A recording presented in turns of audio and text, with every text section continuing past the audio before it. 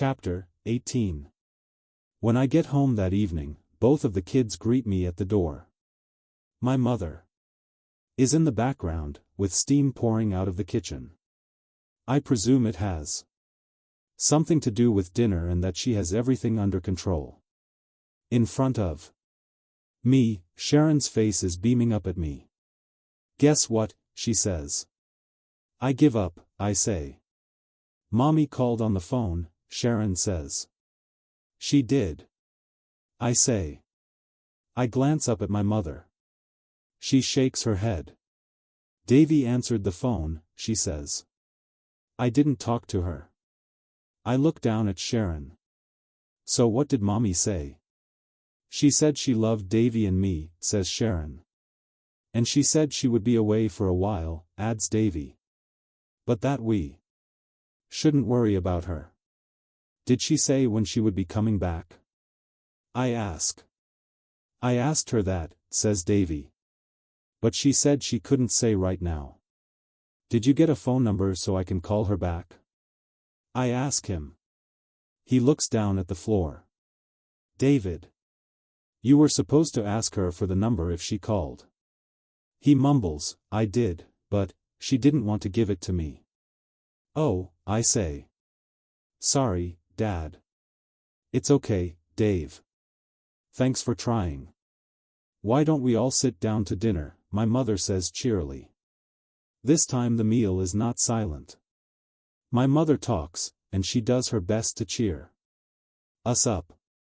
She tells us stories about the Depression and how lucky we are to have food to eat. Tuesday morning is a little bit more normal. Joining efforts, my mother and I manage to get the kids to school and me to work on time. By 8:30, Bob, Stacy, Lou, and Ralph are in my office, and we're talking about what happened yesterday. Today, I find them much more attentive. Maybe it's because they've seen the proof of the idea take place on their own turf, so to speak. This combination of dependency and fluctuations is what we're up against. Every day, I tell them. I think it explains why we have so many late orders. Lou and Ralph are examining the 2 charts we made yesterday. What would have happened if the second operation hadn't been a robot, if it had been some kind of job with people, asks Lou. We would have had another set of statistical fluctuations to complicate things. I say. Don't forget we only had 2 operations here. You can imagine what happens when we've got dependency running through 10 or 15 operations, each with its own set of fluctuations, just to make one part. And some of our products involve hundreds of parts. Stacy is troubled. She asks, "Then how can we ever control what's going on out there?" I say, "That's the billion-dollar question. How can we control the 50,000? Or, who knows, maybe it's 50 million variables which exist in this plant. We'd have to buy a new supercomputer just to keep track of all of them," says Ralph. I say, "A new computer wouldn't save us. Data management alone isn't going to give us more control." "What about longer lead times?" asks Bob. "Oh, you really think longer lead time would have guaranteed our ability to ship that order to Hilton Smith's plant?" I ask him. "How long had we already known about that order before yesterday, Bob?" Bob wiggles back and forth. "Hey, all I'm saying is that we'd have some slop in there to make up for the delays." Then Stacy says, "Longer lead times increase inventory, Bob. And that isn't the goal." "Okay, I know that," Bob is saying. "I'm not fighting you. The only reason I mention the lead times is I want to know what we do about all this." Everybody turns to me. I say, "This much is clear to me. We have to change the way we think about production capacity. We cannot measure the capacity of a resource in isolation. Its true productive capacity depends upon where it is in the plant. And trying to level Capacity with demand to minimize expenses has really screwed us up. We shouldn't be trying to do that at all. But that's what everybody else does, says Bob. Does. Or claims to. As we now can see, it's a stupid thing to try, I say. So how do other manufacturers survive? Asks Lou. I tell him I was wondering that myself. What I suspect is that as a plant comes close to being balanced through the efforts of engineers and managers doing the wrong things, events head toward a crisis and the plant is very quickly unbalanced. By shifting workers or by overtime or by calling back some people from layoff. The survival incentive overrides false beliefs.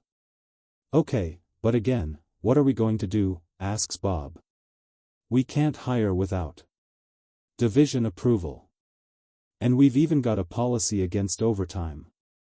Maybe it's time to call Jonah again, says Stacy. And I say, I think maybe you're right. It takes Fran half an hour to locate the area of the world where Jonah happens to be today, and another hour passes before Jonah can get to the phone to talk to us. As soon as he's on the line, I have another secretary round up the staff again and corral them in my office so we can hear him on a speaker phone.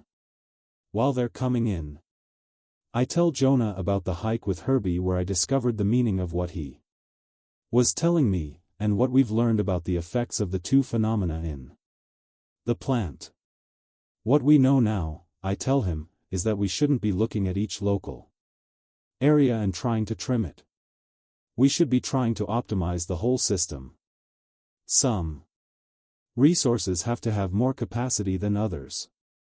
The ones at the end of the line should have more than the ones at the beginning, sometimes a lot more. Am I right? You're on the money, says Jonah. Good. Glad to hear we're getting somewhere, I say. Only the reason I called is, we need to know where to go from here. He says, what you have to do next, Alex, is distinguish between two types of resources in your plant. One type is what I call a bottleneck resource. The other is, very simply, a non-bottleneck resource. I whisper to everybody to start taking some notes on this. A bottleneck, Jonah continues, is any resource whose capacity is equal to or less than the demand placed upon it. And a non-bottleneck is any resource whose capacity is greater than the demand placed on it. Got that? Right, I tell him. Once you have recognized these two types of resources, says Jonah, you will begin to see vast implications. But, Jonah, where does market demand come in? Stacy asks. There has to be some relationship between demand and capacity. He says, yes, but as you already know, you should not balance capacity with demand. What you need to do instead is balance the flow of product through the plant with demand from the market. This, in fact, is the first of 9 rules that express the relationships between bottlenecks and non-bottlenecks and how you should manage your plant. So let me repeat it for you, balance flow, not capacity. Stacy is still puzzled. She says, I'm not sure I understand. Where do the bottlenecks and non-bottlenecks come into the picture? Jonah says, let me ask you, which of the two types of resources determines the effective capacity of the plant? It would have to be the bottleneck, she says. I say, that's right. It's like the kid on that hike last weekend, Herbie. He had the least capacity and he was the one who actually determined how fast the troop as a whole could move. So where should you balance the floor? Asks Jonah. Oh, I see, says Stacy. The idea is to make the flow through the bottleneck equal to demand from the market.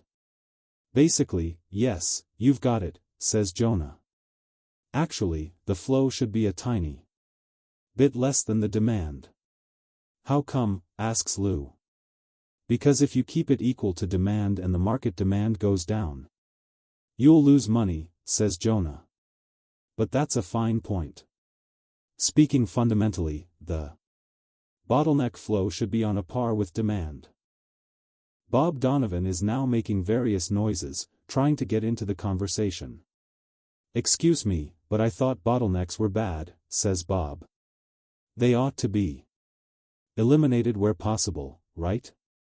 No, bottlenecks are not necessarily bad, or good, says Jonah, they are simply a reality. What I am suggesting is that where they exist, you must then use them to control the flow through the system and into the market. That makes sense to me as I'm listening, because I'm remembering how I used Herbie to control the troop during the hike. Now I have to run, says Jonah, because you caught me during a 10-minute break in a presentation. I jump in. Jonah, before you go. Yes? What's our next step? He says, well, first of all, does your plant have any bottlenecks? We don't know, I tell him. Then that's your next step, he says. You have to find this out, because it makes an enormous difference in how you manage your resources. How do we find the bottlenecks, says Stacy. It's very simple, but it would take a few minutes to explain. Look, try to figure that out for yourselves, says Jonah. It's really easy to do if you think about it. First, I say, okay, but goodbye for now, he says. Call me when you know if you have a bottleneck. The speaker phone issues a click, followed by a fuzzy hum. Well, what now? Asks Lou. I guess we look at all our resources, I say, and compare them against market demand. If we find one in which demand is greater than capacity, then we'll know we've got a bottleneck. What happens if we find one? Asks Stacy. I guess the best thing to do would be what I did to the scout troop, I say. We adjust capacity so the bottleneck is at the front of production. My question, Lou says, is what happens if our resource with the least capacity in fact has a capacity greater than what market demand calls for? Then I guess we'd have something like a bottle without a neck, I say. But there would still be limits, says Stacy. The bottle would still have walls. But they'd be greater than the market demand. And if that's the case, asks Lou. I don't know, I tell him. I guess the first thing to do is find out if we've got a bottleneck. So we go look for Herbie, says Ralph. If he's out there. Yeah, quick, before we talk ourselves to death, says Bob. I walk into the conference room a few days later and there's paper everywhere. The main table is covered with computer printouts and binders. Over in the corner, a data terminal has been installed. Next to it, a printer is churning out even more paper. The wastebaskets are full. So are all the ashtrays. The litter of white styrofoam coffee cups, empty sugar packets and creamer containers, napkins, candy bar and cracker wrappers, and so on is scattered about. What has happened is the place has been turned into our headquarters in the search for Herbie. We have not found him yet. And we're getting tired. Sitting at the far end of the main table is Ralph Nakamura. He and his data processing people, and the system database they manage, are essential to the search. Ralph does not look happy as I come in. He's running his skinny fingers through his thinning black hair. This isn't the way it's supposed to be, he's saying to Stacy and Bob. Ah, perfect timing, says Ralph when he sees me. Do you know what we just did? You found Herbie? I say. Ralph says, no, we just spent 2.5 hours calculating the demand for machines that don't exist. Why'd you do that? Ralph starts to sputter. Then Bob stops him. Wait a minute. Let me explain, says Bob. What happened was they came across some routings which still listed some of the old milling machines as Being part of the processing. We don't use them. Not only don't we use them, just found out we sold them a year ago, says Ralph. Wait a minute. Let me explain, says Bob. What happened was they came across some routings which still listed some of the old milling machines as being part of the processing. We don't use them. Not only don't we use them, just found out we sold them a year ago, says Ralph. Everybody down in that department knows those machines aren't there anymore, so it's never been a problem, says Bob. So it goes. We're trying to calculate demand for every resource, every piece of equipment in the plant. Jonah had said a bottleneck is any resource which is equal to or less than the market demand placed on it. To find out if we've got one, then we concluded we first would have to know the total market demand for products coming out of this plant. And, second, we would have to find out how much time each resource has to contribute toward filling the demand. If the number of available hours for production, discounting maintenance time for machines, lunch, and breaks for people, and so on, for the resource is equal to or less than the hours demanded, then we know we've found our Herbie. Getting a fix on the total market demand is a matter of pulling together data, which we have on hand anyway, the existing backlog of customer orders, and the forecast for new product and spare parts. It's the complete product mix for the entire plant, including what we sell to other plants and divisions in the company. Having done that, we're now in the process of calculating the hours each work center has to contribute. We're defining a work center as any group of the same resources. 10 welders with the same skills constitute a work center. 4 identical machines constitute another. The 4 machinists who set up and run the machines are still another, and so on. Dividing the total of work center hours needed by the number of resources in it gives us the relative effort per resource, a standard we can use for comparison. Yesterday, for instance, we found the demand for injection molding machines is about 260 hours a month for all the injection molded parts that they have to process.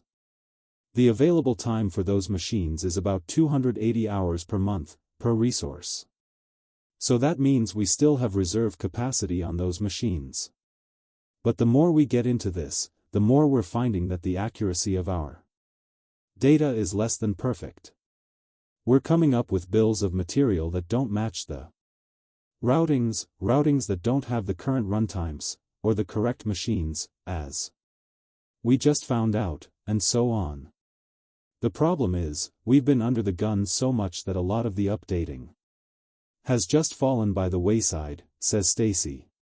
Hell, with engineering changes, shifting labor around, and all that happening all the time, it's just plain tough to keep up with it no matter what, says Bob. Ralph shakes his head. To double-check and update every piece of data relevant to this plant could take months. Or years, mumbles Bob. I sit down and close my eyes for a second. When I open my eyes, they're all looking at me. Obviously, we're not going to have time for that, I say. We've only got 10 weeks now to make something happen before Peach blows the whistle. I know we're on the right track, but we're still just limping along here. We've got to accept the fact we're not going to have perfect data to work with. Ralph says, then I have to remind you of the old data processing aphorism. Garbage in, garbage out. Wait a minute, I say. Maybe we're being a little too methodical. Searching a database isn't the only way to find answers. Can't we come up with some other faster way to isolate the bottleneck, or at least identify the candidates? When I think back to the model of the boys on the hike, it was obvious who the slower kids were on the trail. Doesn't anybody have any hunches where the Herbie might be in the Plant? But we don't even know if we've got one yet, says Stacy. Bob has his hands on his hips. His mouth is half open as if he might say something. Finally, he does. Hell, I've been at this plant for more than 20 years. After that much time, I know where the problems usually seem to start, he says.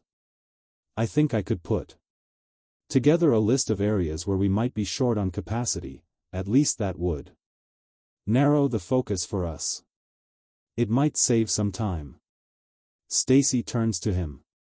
You know, you just gave me an idea. If we talk to the expediters, they could probably tell us which parts they're missing most of the time, and in which departments they usually go to look for them.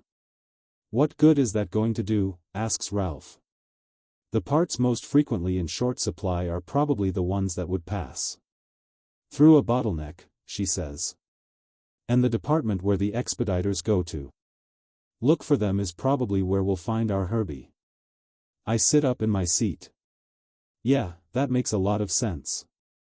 I stand up and start to pace. And I'll tell you something I just thought of, I say. Out on the trail, you could tell the slower kids by the gaps in the line. The slower the kid, the greater the distance between him and the kid in front of him. In terms of the analogy, those gaps were inventory. Bob, Ralph, and Stacy stare at me. Don't you see? I ask them. If we've got a Herbie, it's probably going to have a huge pile of work in process sitting in front of it. Yeah, but we got huge piles all over the place out there, says Bob. Then we find the biggest one, I say. Right. That's got to be another sure sign, says Stacy. I turn and ask, what do you think, Ralph? Well, it all sounds worth a try, says Ralph. Once you've narrowed the field to maybe 3 of 4 work centers, it won't take long for us to check your findings against the historical data just to be sure. Bob looks at Ralph and says in a kidding voice, yeah, well, we've all seen how good that is. But Ralph doesn't take it in a kidding way. He looks embarrassed. Hey, I can only work with what I've got, he says. What do you want me to do? Okay, the important thing is that we have new methods to try, I say. Let's not waste time pinning the blame on bad data. Let's get to work. Fueled by the energy of new ideas, we go to work, and the search goes quickly, so quickly, in fact, that what we discover makes me feel as though we've run ourselves straight into a wall. This is it. Hello, Herbie, says Bob. In front of us is the NCX-10. Are you sure this is a bottleneck? I ask. There's some of the proof, he says as he points to the stacks of work-in-process inventory nearby, weeks of backlog according to the report Ralph and Stacy put together and which we reviewed about an hour ago. We talked to the expediters, says Bob. They say we're always waiting for parts from this machine. Supervisors say the same. And the guy who runs this area got himself a set of earplugs to keep him from going deaf from all the bitching he gets from everyone. But this is supposed to be one of our most efficient pieces of equipment, I say. It is, says Bob. It's the lowest cost, highest rate means we have of producing these particular parts. So why is this a bottleneck? This is the only one like it we've got, he says. Yes, I know that, I say, and I stare at him until he explains. See, this machine here is only about 2 years old. Before we installed it, we used other machines to do what it does. But this machine can do all the operations. That used to take 3 different machines, says Bob. He tells me about how they used to process these parts using the 3 separate types of machines. In one typical instance, the process times per part were something like 2 minutes on the first machine, 8 minutes on the second, and 4 minutes on the third, a grand total of 14 minutes per part. But the new NCX-10 machine can do all 3 processes in 10 minutes per part. I say, you're telling me we're saving 4 minutes per part. Doesn't that mean we're producing more parts per hour than we were? How come we've got so much inventory stacked up for this thing? With the old way, we had more machines, he says. We had 2 of the first type, 5 of the second type, and 3 of the third type. I nod, understanding now. So you could do more parts, even though it took you longer per part. Then why did we buy the NCX-10? Each of the other machines had to have a machinist to run it, Bob says. The NCX-10 only needs 2 guys on it for setups. Like I said, it's the lowest cost way for us to produce these parts. I take a slow walk all the way around the machine. We do run this thing 3 shifts, don't we? I ask Bob. Well, we just started to again. It took a while to find a replacement for Tony, the setup guy on 3rd shift who quit. Oh, yeah, I say. Man, Peach really did it to us that day. I ask, Bob, how long does it take to train new people on this machine? About 6 months, he says. I shake my head. That's a big part of the problem, Al. We train somebody and after a couple of years they can go elsewhere and make a few dollars more with somebody else, says Bob. And we can't seem to attract anybody good with the wages we offer. Well, why don't we pay more for people on this equipment? The union, says Bob. We'd get complaints, and the union would want us to up the pay grade for all the setup people. I take a last look. Okay, so much for this, I say. But that isn't all. The 2 of us walk to the other side of the plant where Bob gives me a second introduction. Meet Herbie number 2, the heat treat department, says Bob. This one looks more like what you might think of in terms of an industrial. Herbie. It's dirty. It's hot. It's ugly. It's dull. And it's indispensable. Heat treat basically is a pair of furnaces, a couple of grimy, dingy, steel boxes, the insides of which are lined with ceramic blocks. Gas burners raise the internal temperatures to the 1500 degree Fahrenheit range. Certain parts, after they've been machined or cold-worked or whatever at ordinary temperatures, can't be worked on anymore until they've been treated with heat for an extended period of time. Most often, we need to soften the metal, which becomes very hard and brittle during processing, so it can have more machining done to it. So the furnace operators put in the parts, from a dozen or less to a couple of 100, then they fire up the thing and cook the parts in there for a long time. Anywhere from 6 hours to 16 hours. And afterwards, the parts always have to go through a further cooldown to air temperature outside the furnace. We lose a lot of time on this process. What's the problem here? We need bigger furnaces. I ask. Bob says, well, yes and no. Most of the time these furnaces are running half empty. How come? It's the expediters who seem to cause the problem, he says. They're always running over here and having us run 5 of this part or a dozen of that part just so they can have enough to assemble a shipment. So we end up having 50 parts wait while we heat treat a handful. I mean, this operation is run like a barbershop, take a number and stand in line. So we're not running full batches. Yeah, sometimes we are. But sometimes even if we do a full batch in number, it's not enough to fill the furnace. The batches are too small or too big in size, and we have to run a second heat to handle the pieces that wouldn't fit in the first. It just never seems to work out, says Bob. You know, Couple of years ago, there was a proposal to add a third furnace, on account of the problems. What happened to it? It was killed at the division level. They wouldn't authorize the funds because of low efficiencies. They told us to use the capacity we've got. Then maybe they'd talk expansion. Besides, there was all kinds of noise about how we've got to save energy.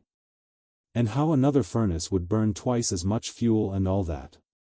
Okay, but if we filled the furnace every time, would we have enough capacity to meet demand? I ask.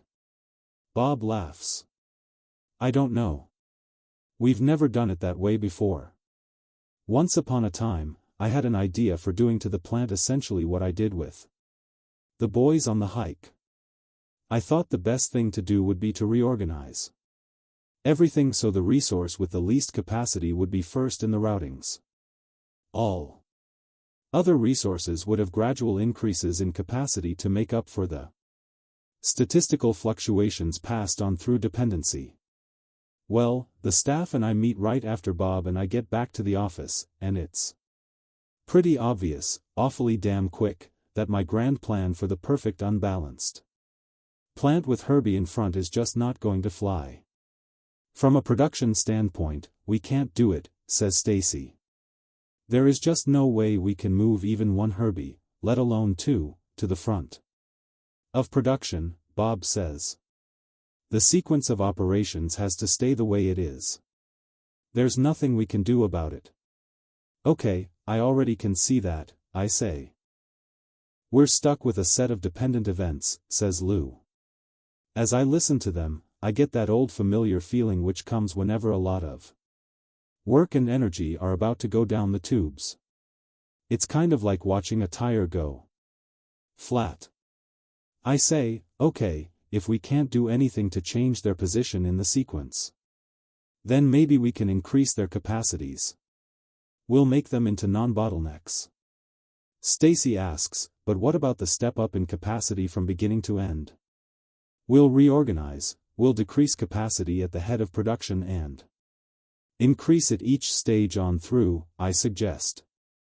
Al, we're not just talking about moving people around. How can we add capacity without adding equipment, asks Bob. And if we're talking about equipment, we're getting ourselves into some major capital. A second furnace on heat treat, and possibly a second N/C machine. Brother, you're talking megabucks. The bottom line, says Lou, is that we don't have the money.